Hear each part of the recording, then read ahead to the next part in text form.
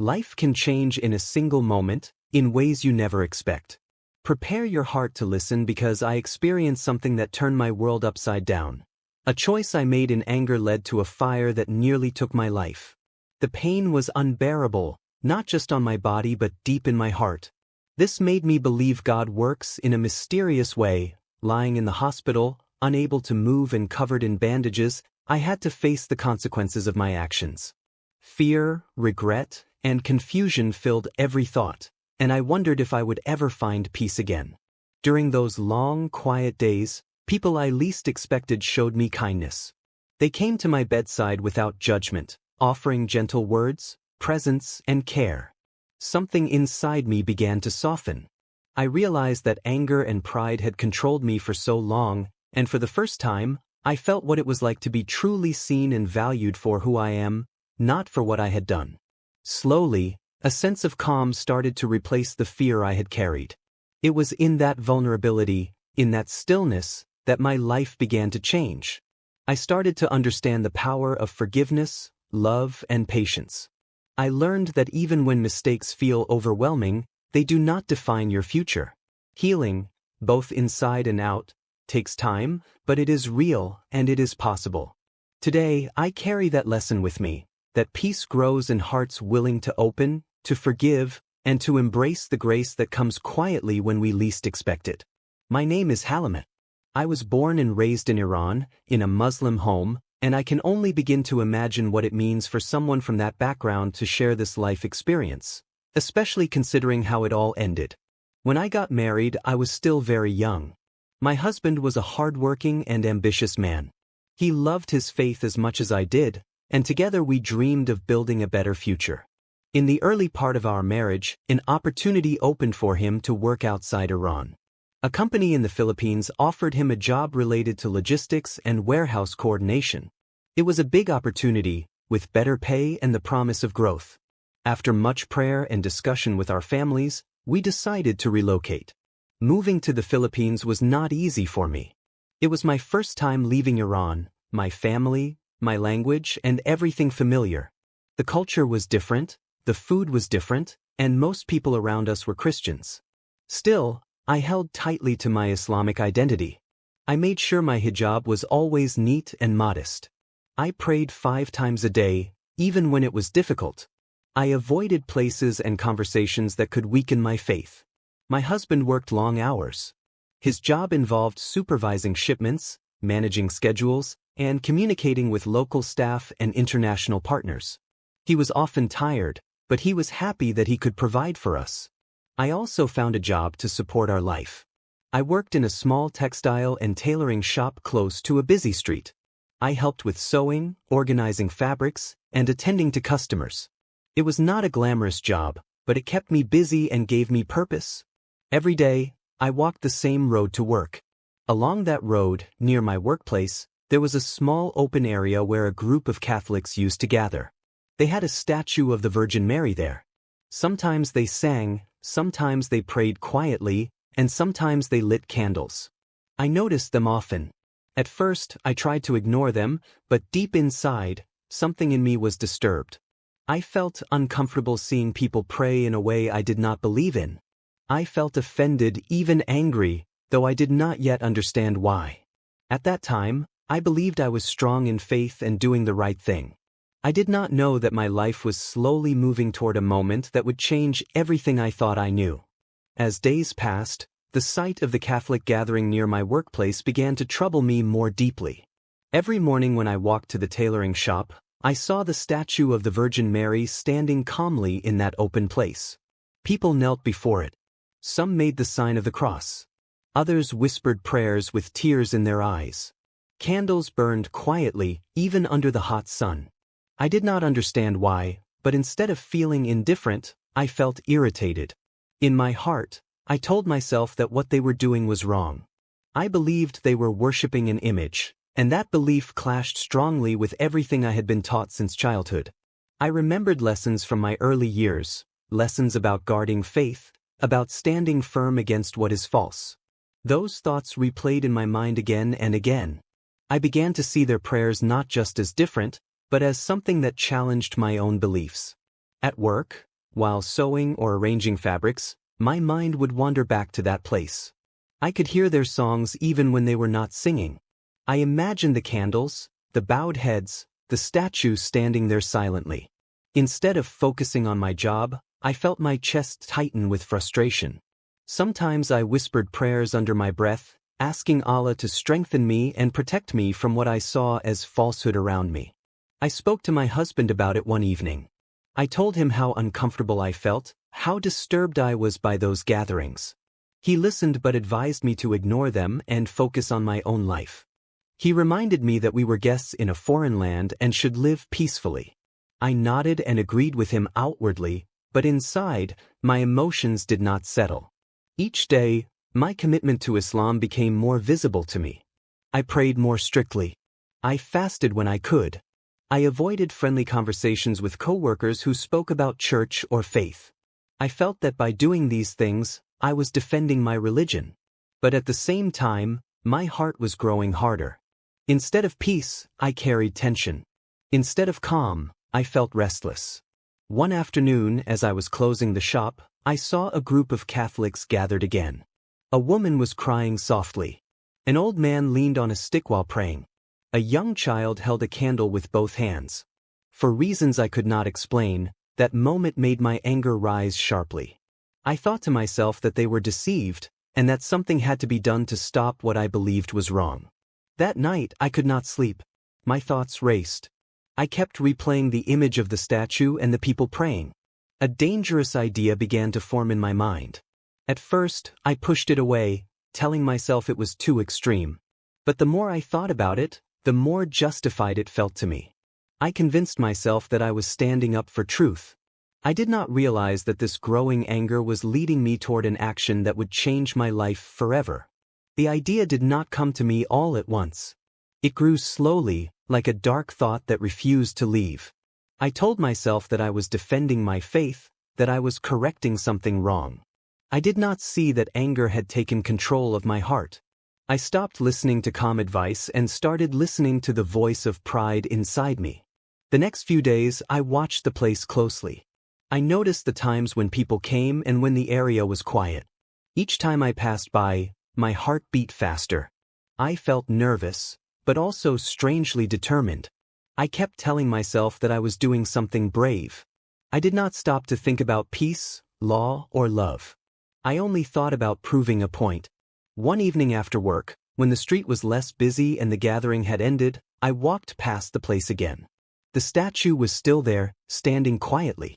The candles had burned out, leaving thin smoke in the air. I stood for a moment, pretending to check my phone, but inside my mind was racing. I felt a heavy pressure in my chest, but I ignored it. I went home that night and could not eat. My husband noticed my silence and asked if I was feeling well.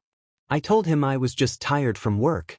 I avoided his eyes because I knew something was wrong inside me. I prayed, but my prayer was not peaceful. It was filled with noise and confusion.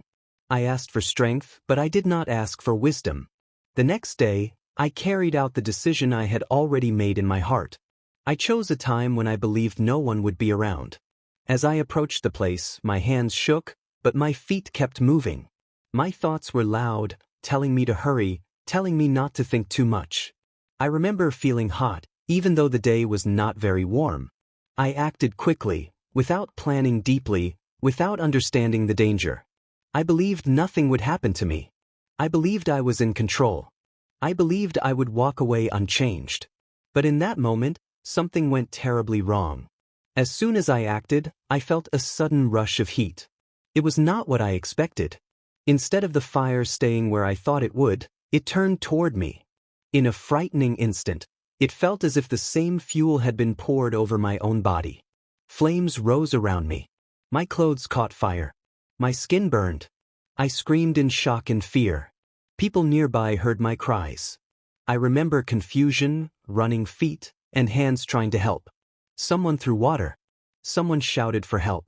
I fell to the ground, my body shaking, my mind unable to understand what was happening. The pain was intense, but even stronger was the fear. I realized that I was not in control at all. As darkness closed in around me, I thought my life was ending. I did not understand why this was happening. I did not know that this moment would become the beginning of a journey I never planned. When I opened my eyes, I was in a hospital room. The light was bright, and the smell of medicine filled the air. My body felt heavy and pain moved through me like waves. Bandages covered parts of my skin, and I could not move easily. For a moment, I did not remember what had happened. Then the memory returned, and fear filled my heart again. My husband was sitting beside the bed. His eyes were red, and his face looked tired and worried. When he saw me awake, he held my hand carefully, as if he was afraid to hurt me. I could see confusion and pain in his expression. He did not ask many questions at first. He only told me that I was alive and that doctors were taking care of me. The doctors explained that I had suffered burns and that it would take time to heal. They said I was lucky to survive. I listened quietly, but inside my mind was noisy. I kept asking myself how the fire turned against me. I replayed the moment again and again, trying to understand it logically, but it did not make sense to me.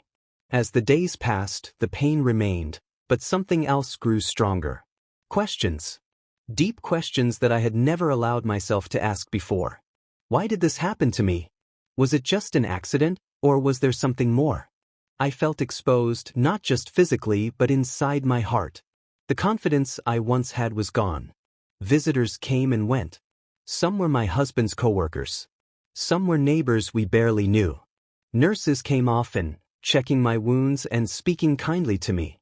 I noticed that among the visitors, a few faces looked familiar. They were members of the Catholic group from near my workplace.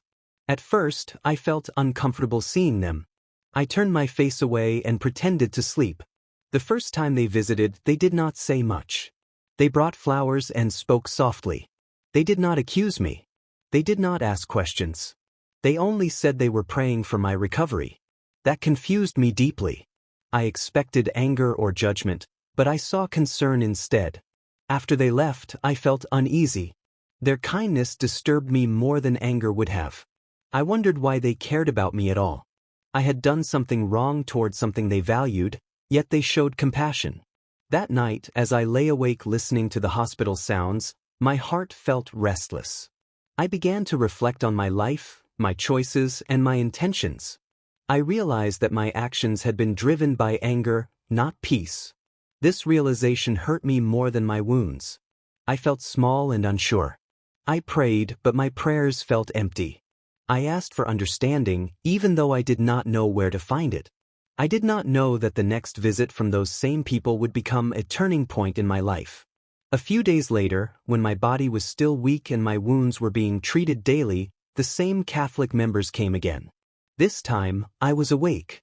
I saw them standing quietly near the door, unsure if they should come closer.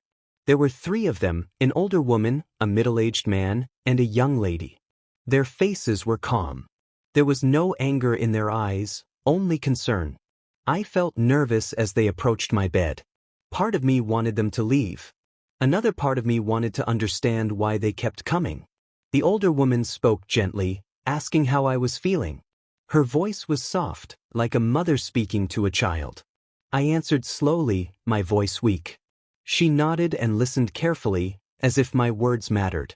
They did not mention what I had done. They did not remind me of the fire or the pain. Instead, they spoke about hope, about healing, and about love. They said they believed God cared for every human life. As they spoke, something inside me felt strange. It was not anger. It was not fear. It was a quiet feeling, one I had never known before. The man spoke about forgiveness, not as a heavy idea, but as something gentle and freeing. He let me know that holding hatred only burns the one who carries it. Those words stayed in my mind. I remembered how anger had burned inside me long before the fire touched my body. I realized that my heart had been wounded before my skin ever was. They asked if they could pray for me. I hesitated. My thoughts were confused. I had never allowed such a thing before. But something inside me told me to say yes. They did not pray loudly. They did not make a scene. They bowed their heads quietly. As they prayed, I felt a deep calm spread through me, even though my body was still in pain. In that moment, I felt something I could not explain fully. It was as if a heavy weight I had been carrying for years was slowly being lifted. I did not hear a voice, but he revealed to me that love was stronger than anger. He let me know that forgiveness was real and healing. He showed me that my heart needed peace more than pride. Tears filled my eyes. I was not crying from pain, but from something deeper. I realized that my life had been guided by rules, but my heart had never truly known peace. I began to understand that faith was not only about discipline, but also about love. After they left, I lay quietly, thinking about everything they had said. For the first time, I did not feel the need to defend myself or my actions. I felt the need to change. That day, in that hospital bed, my heart began to turn in a new direction. After that second visit, my mind did not rest. Even when the room was quiet, my thoughts were busy. I kept remembering the calm on their faces, the way they prayed, and the peace I felt afterward. I tried to push those feelings away, but they kept returning. It was like my heart had been opened, and I could not close it again. The Catholic members continued to visit me, not every day, but often enough that I began to expect them. Each time, they came with the same gentle spirit. Sometimes they brought fruits. Sometimes they brought nothing but their presence. They spoke to me like a human being, not like someone who had done something wrong. That alone touched me deeply. Slowly, they began to explain their faith to me, but not in a forceful way. They spoke about Jesus as someone who cared for the broken, the angry, and the lost. They let me know that he welcomed people with wounds, both seen and unseen. As they spoke, I listened carefully. I asked questions, many questions. They did not rush me. They answered with patience. As I lay on my hospital bed, unable to move freely, I felt exposed. I could not hide behind strength or confidence. In that weakness, I began to reflect on my life honestly. I saw how anger had shaped my actions. I saw how fear of being wrong had kept my heart closed. I also saw how love, which I had just encountered, was doing something no rule had ever done. It was changing me from the inside. One night, when everyone had gone and the room was quiet, I felt a strong awareness inside me. I did not see anything with my eyes, but he revealed to me that I was deeply loved, even in my broken state. He let me know that my life was spared for a reason. I understood that this was not about religion alone, but about relationship and transformation. I began to pray differently. I did not use the words I was used to. I spoke simply from my heart. I admitted my anger. I admitted my wrong choices. I asked for forgiveness and guidance. In that moment, I felt a deep peace settle over me, stronger than anything I had known before.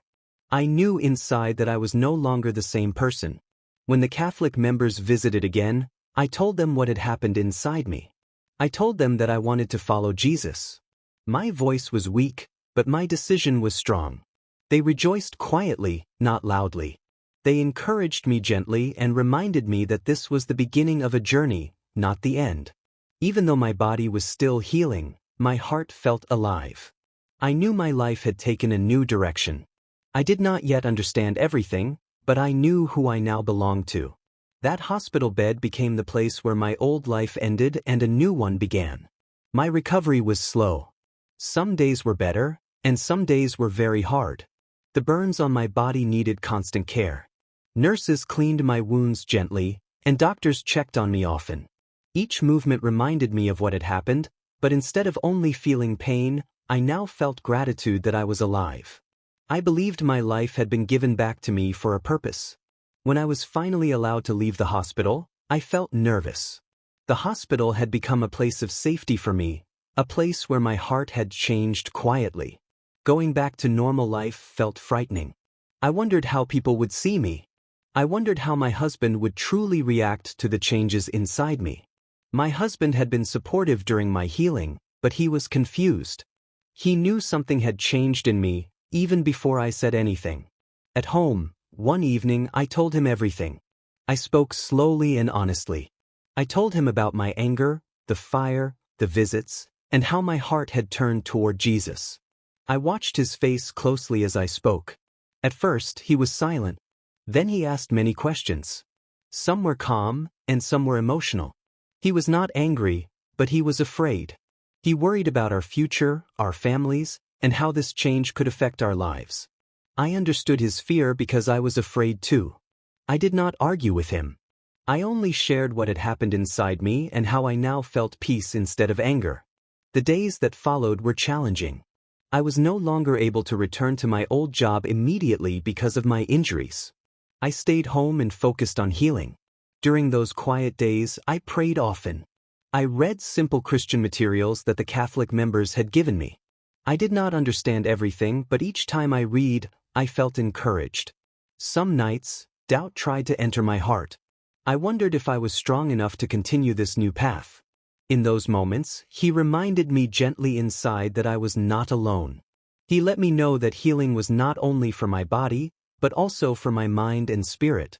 My husband observed my patience, my calmer spirit, and my softer words. Slowly, he noticed that I no longer carried the anger that once filled me. Even though he did not yet share my faith, he respected the change he saw. That gave me hope. I knew the journey ahead would not be easy, but I was no longer walking blindly. I was learning to trust, to love, and to grow one day at a time. As my body continued to heal, my daily life began to change in small but clear ways. I noticed that my reactions were different. Situations that once made me angry no longer controlled me. When I felt pain or frustration, I paused instead of reacting quickly. I began to understand that healing was not only about my skin, but also about my heart. I started my mornings quietly. Before doing anything else, I prayed in simple words. I did not use long or difficult sentences. I spoke honestly about my fears, my hopes, and my weaknesses. In those moments, he revealed to me that faith was not about being perfect, but about being willing to grow. That understanding gave me strength. When I returned slowly to public life, I noticed how people looked at me. Some were curious. Some were kind. Some avoided me. I accepted all of it calmly. I no longer felt the need to defend myself or explain everything. I focused on living in a way that showed peace. I tried to be respectful, patient, and gentle with everyone I met. The Catholic members continued to support me. They did not pressure me or control me. They encouraged me to read, to pray, and to ask questions. They reminded me that love should always lead my actions. I began to see them not just as visitors, but as people God had used to guide me when I was lost.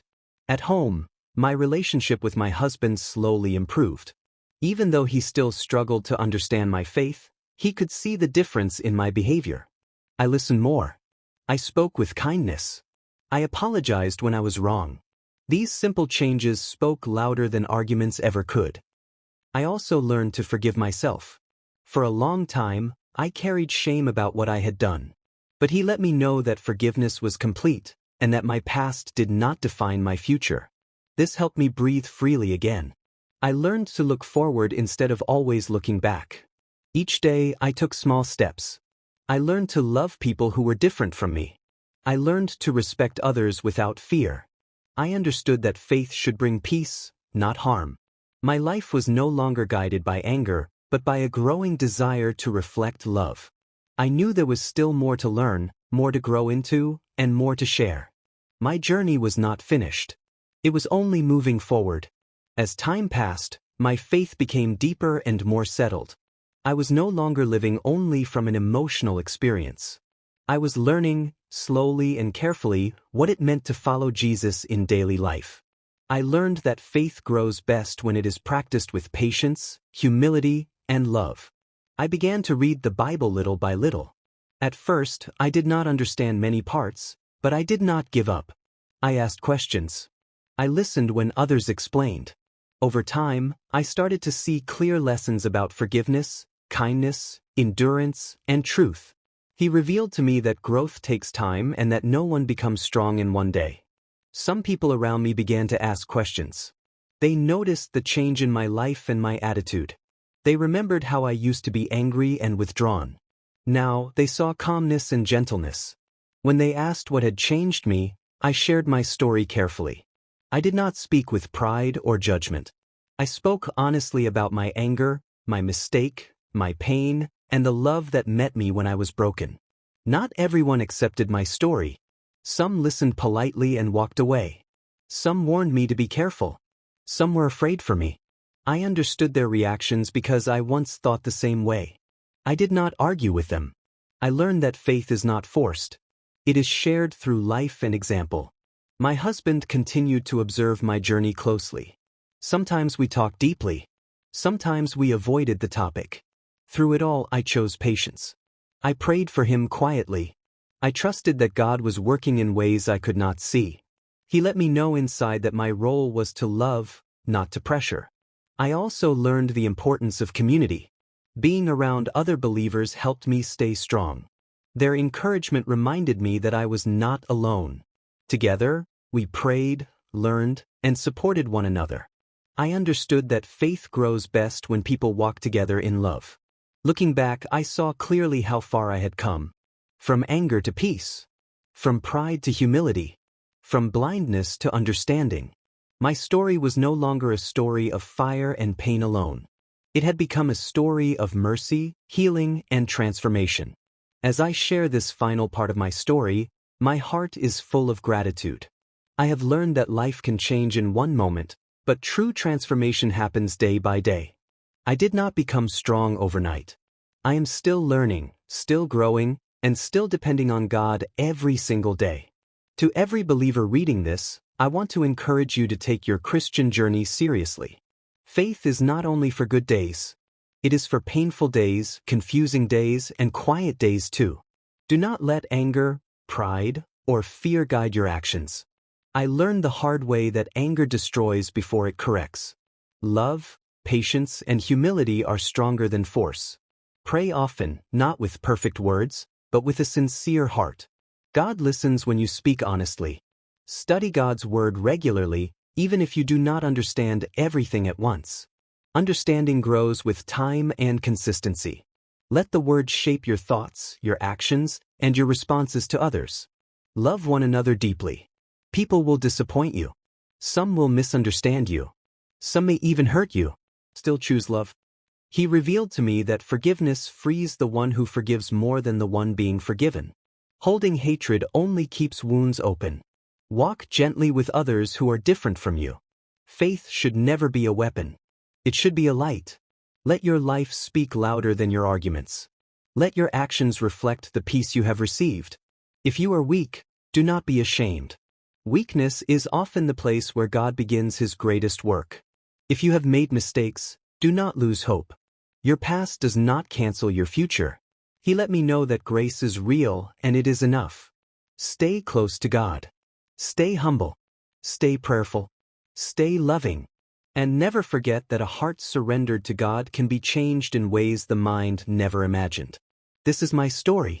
And this is my encouragement to you.